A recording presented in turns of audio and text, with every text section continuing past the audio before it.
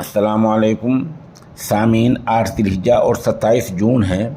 ख़बर का उन्वान है कुर्बानी को लेकर नया शोशा छोड़ा गया है।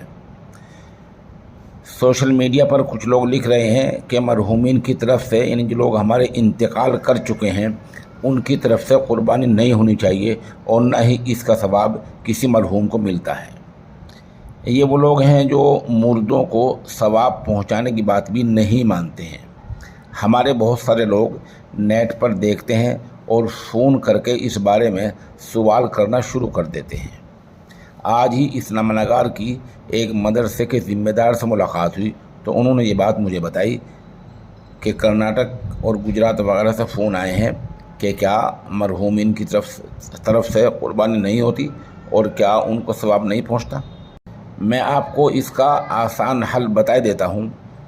सोशल मीडिया पर दीन के ताल्लुक़ से जब कोई नई बात सामने आ जाए तो अपनी मस्जिद के इमाम साहब से राब्ता कर लिया करें, वो आपको सीधा रास्ता बता देंगे। रहे नेट पर फितना फैलाने वाले लोग, तो उन्हें मालूम होना चाहिए फ़िक़ह के चारों इमाम आज़म अबू हनीफ़ा रहमतुल्लाह अलैह, इमाम शाफ़ी रहमतुल्लाह अलैह, इमाम मालिक रहमतुल्लाह अलैह और इमाम अहमद रहमतुल्लाह अलैह के नज़दीक कुर्बानी का सवाब मरहूमिन को पहुंचता है। मतलब ये कि किसी भी मरहूम की तरफ से कुर्बानी की जा सकती है, जैसे कि बहुत से लोग अल्लाह के रसूल सल्लल्लाहु अलैहि वसल्लम की तरफ से कुर्बानी किया करते हैं। तो ये बिल्कुल सही बात है।